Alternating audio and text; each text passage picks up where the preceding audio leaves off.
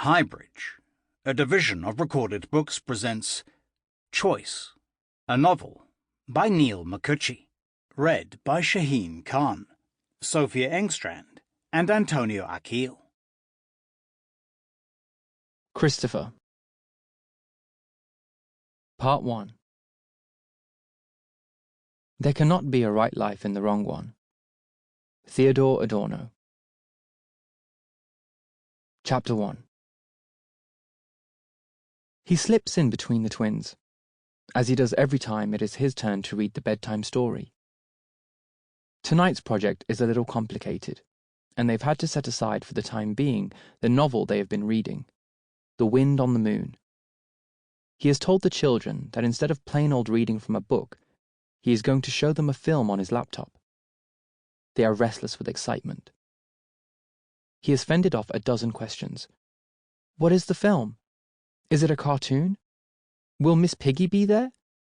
Will the red truck come with the sun rays on his face? I want the smiley digger, Bubba. I want the smiley digger. With a patient, it's a surprise, so I can't say anything. Tonight, there isn't the usual drama of reluctance to settle down, the playful scrapping involving who gets how much of the duvet, who gets to cuddle with which stuffed toy. He finds that he is nervous. His heart rate is up. They snuggle up against him. Marcia on his right, Sasha on the left. Now is the moment. The camera is jerky. The children are ready with their usual, "What is this? Where is this?" but fall silent when the pigs appear. It is not clear to Ayush that they are paying attention to the commentary that announces the location, the purpose behind the breaking in and filming. "Oink, oink, piggy," Marcia says. Sasha has put his thumb in his mouth, the gesture that indicates he is now becalmed and is concentrating on what is unfolding in front of him. Ayush knows that Marcia will soon follow suit. The number of pigs held in the pens is so large that the animals are seen climbing over one another.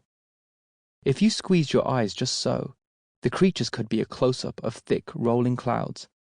The voiceover says, they have no space to turn around, to move forward, back, sideways. The dirt on them that you see is their own feces. They are kept like beans packed in a jar.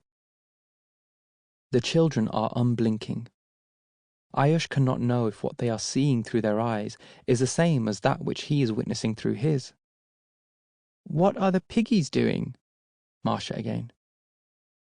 They're in a place that is like a pig prison. They cannot get out.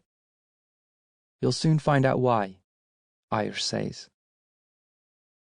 Occasionally, they see pigs that appear to be asleep until another animal bites one such creature's stomach and starts chewing. The sleeping pig shows no reaction. It is a dead pig. A sow, with hanging, swinging teats, is struggling to stand in her farrowing crate, but it is too small to allow any movement. The camera lingers on her, unmoving.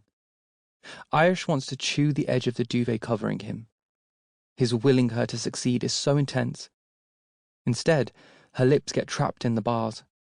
She continues to struggle, each successive movement more confined than the last as her lower third gets lodged more firmly.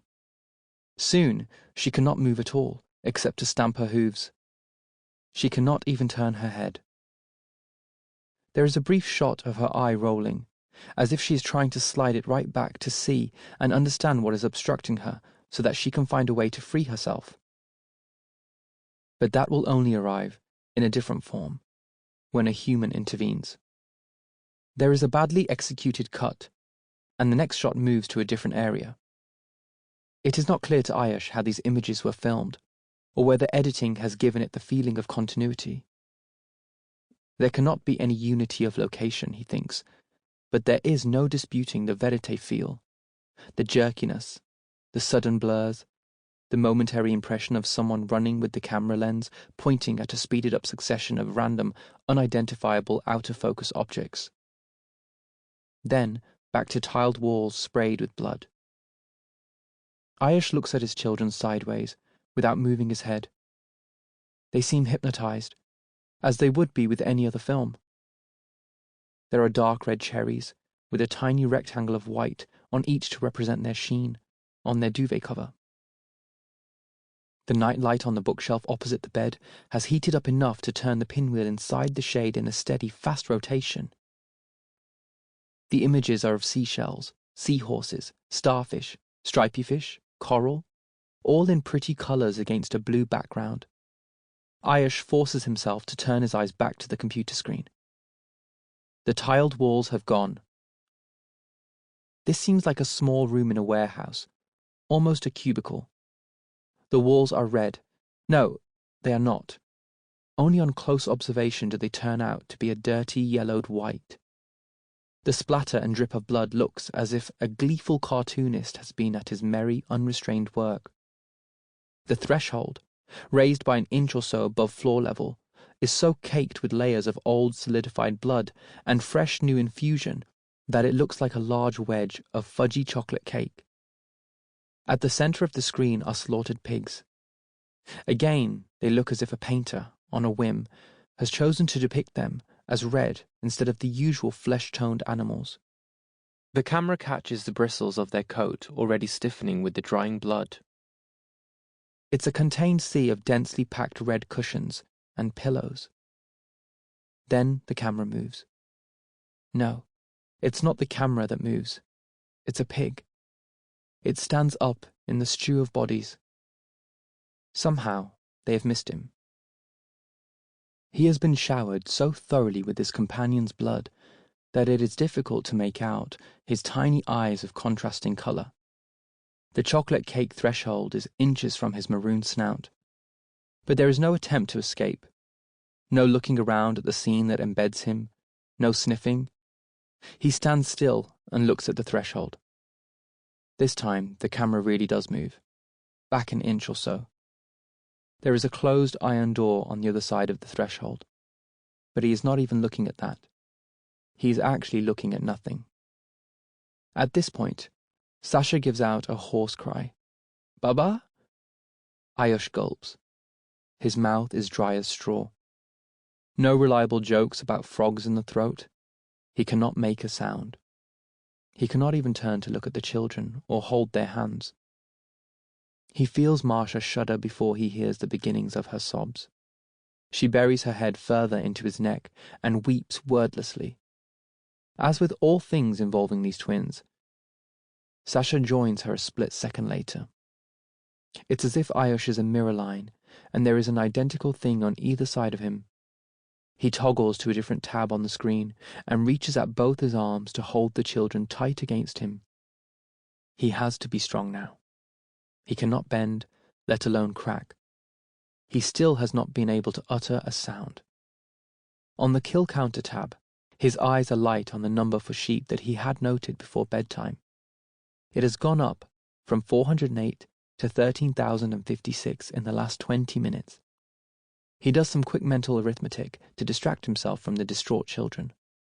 13,056 minus 408 equals 12,648. The whooshing silence that is the constant murderous private soundtrack to his life surges now, so that he has to raise his voice to hear the comforting, meaningless words come out of his mouth. There, shush, shush, and release him. He lets the sobbing run its course, reassuring them that they need never watch it again. The nightlight keeps its repetitive show going. Blood comes out, Sasha says. Ayush doesn't know how to respond. Marsha now. Why are they in that place? Ayush takes a deep breath.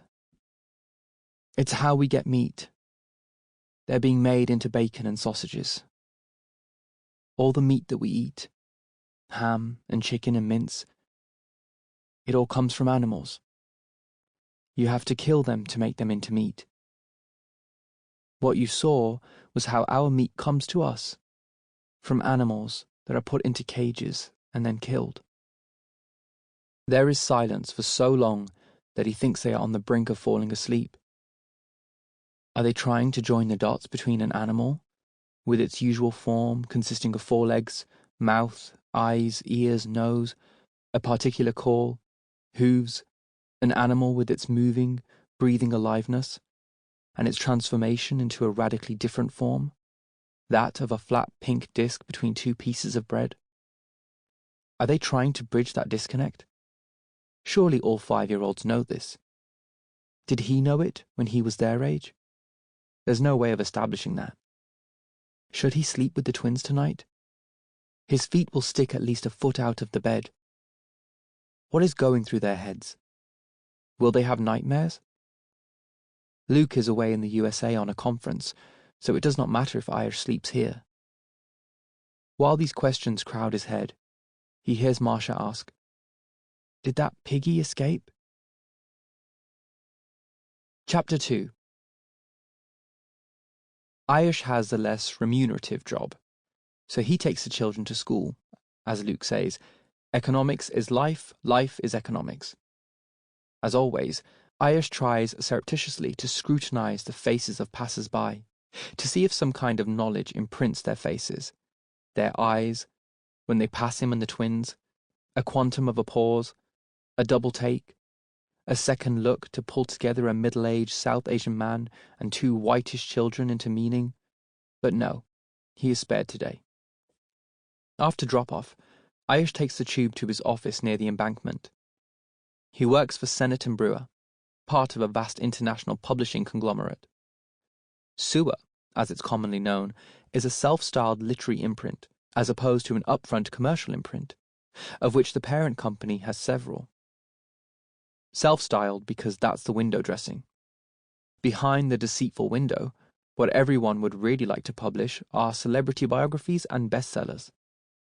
But the performance of literariness is important and does vital cultural work, i.e. economic work. It pushes the definition of literary towards whatever sells.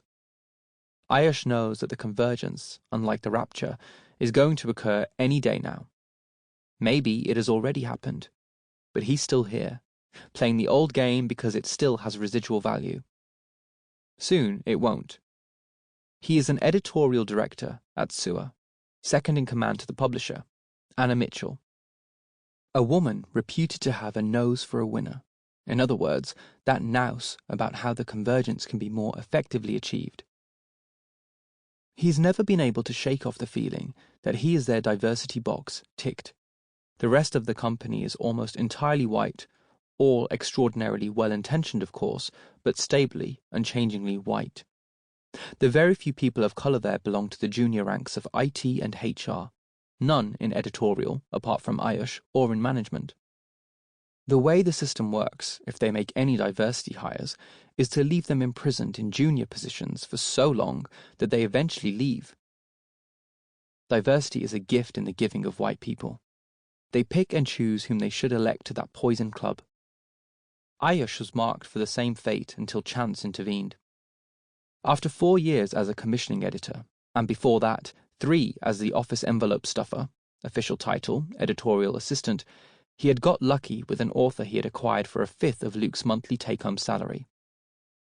Rekha Ganesan was shortlisted for the Booker Prize for her debut novel, In Other Colours.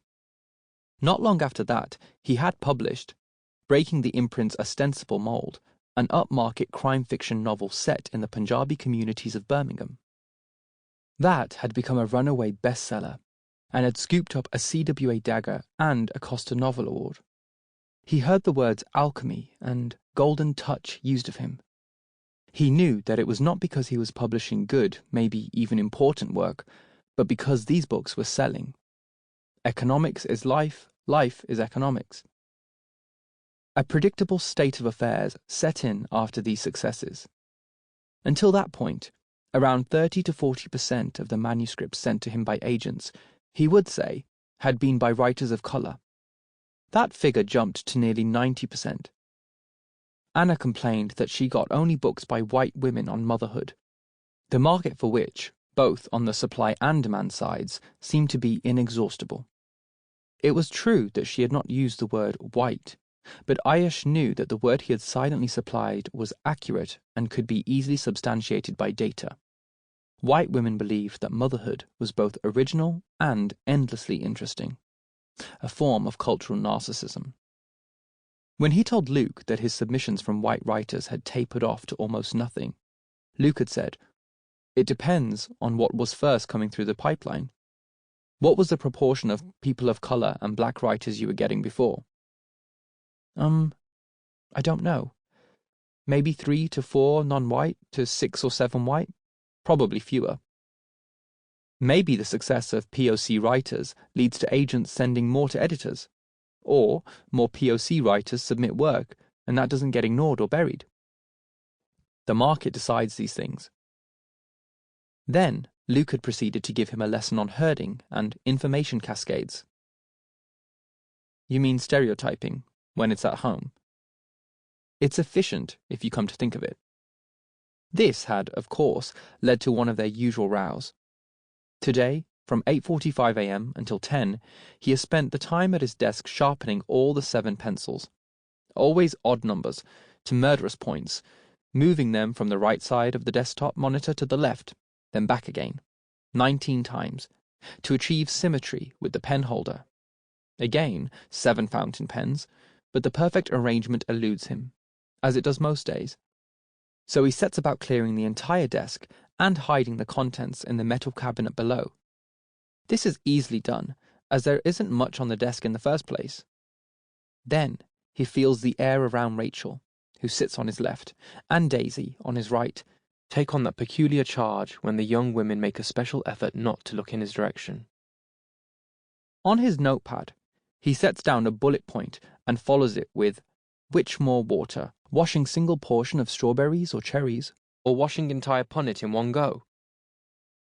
He makes the mistake of looking at both animal clock and kill counter on his computer before he heads to the meeting room. His breath races with the rhythm and speed of the numbers ratcheting up, as if his respiration is in competition with it. The list is headed by fish, which is already in the 7 figures the very moment he opens that page, and advancing 5 figures in the tens of thousands every fraction of 1 second. What goes up every full second is buffalo, which is number 15 of 17 on the list, arranged in descending order of numbers slaughtered, from wild-caught fish, through pigs and geese, and sheep and cattle, to camels and other camelids. The clock begins the moment the page opens. It says, "Animals killed for food since opening this page." Luke would be pleased. He believes in the truth of numbers over the truth of representation. Ayush closes the tabs to stop himself from hyperventilating. Ayush acquires around 10 to 12 books a year. For the last 3 weeks, he has been pursuing a submission, a debut by an author called Opie. The agent through whom the work has arrived, Jessica Turner, knew so little about the writer that she seemed surprised not to have an answer to even the most basic question about whether Opie was a man or a woman. "I don't know," she had said when he called her. "The thought never crossed my mind. I had assumed that he is a he, if you see what I mean, but now I'm not so sure. Let me find out." Each story in Opie's short story collection is different in subject matter, setting, featured characters, and the points in the social spectrum they are lifted from, and notably and subtly in style. There is one about Richard Johnson, an elderly Jamaican vegetable stall owner in Brixton, and the steady, casual, unthinking abandonment he faces from everyone, from the bureaucrats in Lambeth Council and the local Job Centre Plus, to his grown-up son and white daughter-in-law, to his customers, who begin to move their business to a fancy organic store a few metres from his shop. Only his aging, arthritic, halitosis-ridden coal-black dog, Blackie, is faithful to him. Then, one day the dog goes missing. On the final 2 pages of the story, the man walks the length and breadth of Brixton, from Cold Harbour Lane to Loughborough Junction, down Relton Road to Brockwell Park, shouting, "Blackie! Blackie!" The passers-by take him to be yet another black person with mental health problems that Brixton is notorious for. The page had blurred for Ayush as he reached the end. There is a long story about a young Eng-lit academic named Emily, an early modernist no less, in a London university who was in a car accident returning home from a dinner party one night. The driver of the car is not who the app says he is. A combination of inertia procrastination, and maybe even an inchoate strategy only half known to herself sends Emily's life in an unpredictable direction. Everything about the story is unexpected, and it is not the plot. It is the inner voice of the protagonist, the representation of her world of work and her mind. Even this is not the most salient thing about it. Ayush tried, and repeatedly failed, to put his finger on the elusive soul of the story. Plot-wise, it seemed simple enough, but the more he thought about the underlying moral questions that propelled it, the more complex and troubling it became. In fact, entirely unwritten in the story was its chief meaning: how no escape was offered by making what one thought was the correct moral choice. That meaning appeared only in the echo of the shutting door after he had left the story's room. And the room itself, a trap, a claustrophobic chamber of the protagonist's mind from which there's no escape. The prose sat at the exact opposite end of the scale from the story of Richard Johnson and his dog Blackie. Ayush had felt an urgency he had not experienced for a long time. It was a physical feeling, something in his racing blood, and in his stomach, in the heat in his hands and feet. He used to be derisive of the passing phases of editors' rejection letters to agents. For a while it was, I loved it, but I didn't fall in love with it. Then it was, it did not make the hairs on the back of my neck stand on end. But now he understood that, behind the congealed bullshit, there might, once upon a time, have been a real physical sensation. He felt that sensation while reading M.N. Opie's Yes, the World. He had to publish this book. Ayush has to get the book through the acquisitions meeting this afternoon, and he needs to have all his cards ready. He has shared the manuscript with colleagues already, with Anna, of course, but also the director of the paperback imprint, Juliet Burrows, with the sales director of the division, the marketing people, all men, the publicity team, all young women, and talked it up, making sure to tick all the necessary boxes, instead of actually talking about the literary and, to his mind, quietly explosive qualities of the book. So he had discussed the collection in terms of comparison titles, as thunderclap of a debut as White Teeth or Conversations with Friends. He had really wanted to say Lantern Lecture or Counter-Narratives, but he knew that he had to hit topical, buzzy books that were being talked about right now, for 10 or even 5 years earlier risked blank looks. Talked up projected sales figures. I think we could be looking at bestseller like Queenie or You Know You Want This. The collection was light years away from those reference points in every imaginable way. Later today, there would be the usual cavils about short stories, the usual deliberate confusion between what sells and what is a good book. There are 5 other books presented at the meeting by other editors before it's Ayush's turn. One book, by a mid-list American writer, is turned down because there really is no place for yet another quiet, beautifully written literary novel. An Israeli writer, whose first 3 books in translation they have published, has his 4th declined because the sales record is poor. Everyone has done his or her homework in the only domain that matters here: sales figures of past books. No mention of reviews, no mention of prizes, which admittedly have negligible traction on sales apart from 1 or 2 brands. No mention of reputation, the meaning of the work. This would be embarrassing to bring up, or anything that cannot be monetized. Luke would have loved publishing. 2 non-fiction debuts are given the green light, with almost indecent eagerness. One, a book on new motherhood. Another, on why the author made the life choice of not becoming a mother, both by white women. Ayush notes, reproduction is clearly hot. The book on volitional non-motherhood is based on a blog, the commissioning editor says, and its growing popularity among younger millennials, attested by the author's Twitter following, should assure high sales. There are the usual formulae to talk about books.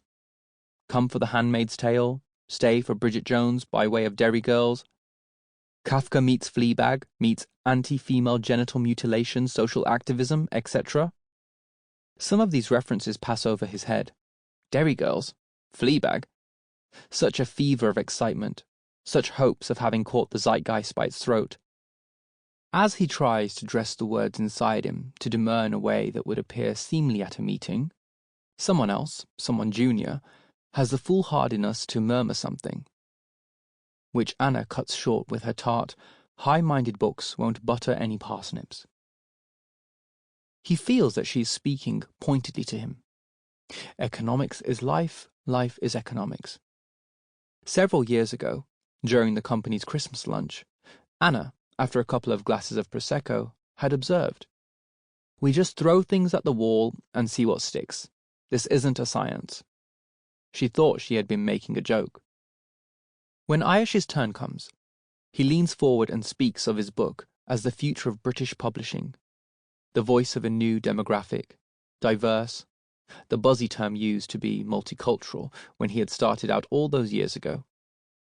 A voice as at ease with hip-hop and Brooklyn drill as with Dickens. A new voice, he repeats, looking back to White Teeth in its vibrancy, and to Ghostwritten and Cloud Atlas in the way discrete, disparate narratives come together cleverly to make a unified whole that we call a novel. A big L literary work that is also a big P page-turner. In moments of extreme despair, he has always fantasized about selling the last free corners of his soul and joining an ad agency. And it would be a terrible missed opportunity to let this book, so of its moment and so timeless at the same time, go to another publisher. If self-loathing had material form, like vomit, he would be an abundant fountain now. Is there other interest? Are there any offers already? This from Juliet Burrows, head of paperbacks. Of course. No industry is run more by herd behavior than publishing. We want this book because others want this book, so there must be something in it. But we are not capable of discerning first. We'll take cues from others. Would Luke have called this a signalling game? 2 years ago, a novel Ayush had acquired for a substantial sum, a book everyone had been impressed with, had had its marketing budget reduced to nothing, effectively killing it. When the chief fiction buyer of the biggest bookshop chain had decided not to get behind it. Whereas before, it was a book everyone had believed in, or said they had. It became, overnight, something like a leper who had walked in from the gutters and stationed himself in the middle of the office. Everyone felt embarrassed, full of pity and aversion, and walked in a wide radius around the leper, refusing to acknowledge his presence. Ayush is prepared for Juliet's question. He lies without the barest flicker. I think Jessica said there was strong interest from... He reels off 3 names. But no offers on the table yet. I'd like to try a modest preempt. There is talk of upper limits and caps. The sales director tweaks the P&L to make it work. Just. Ayush will have to buy it cheap. Ayush runs out of the meeting to go to the toilets, shuts himself in a cubicle, and throws up. Afterwards, he spends 12 minutes scrupulously wiping, first the top edge of the toilet bowl, the seat cover, then, worrying that some of that acidy toast mulch must have sploshed outside, the floor in circles of increasing radius around the squat stand of the toilet bowl. Then he thinks of the Edgar Allan Poe story, with the murderer wiping every surface at the scene of crime until the police break down the doors in the morning to find that everything has been polished to a gleaming high sheen and stops. Chapter 3. All night he lies awake. At 3 a.m. he gets out of bed and puts the tube squeezers that arrived in the post yesterday on their 3/4 finished tube of toothpaste and on the children's strawberry-flavoured one. Then he has an idea and clamps one onto the tube of tomato puree in the fridge and feels a tiny squiggle of satisfaction run through him. Over before it can be savoured. Then he has another idea. He takes the largest mixing bowl, 4.8 litres, puts it under the shower, and turns on the timer on his phone and the shower simultaneously. While the bowl is filling, he runs down to the kitchen to fetch a pencil and a small pad. He notes down the time it takes to fill the bowl and turns off the shower. Now he has a problem. What to do with the 4.8 litres of water? Tipping it down the plug hole of the bath is unthinkable. Sample complete. Ready to continue?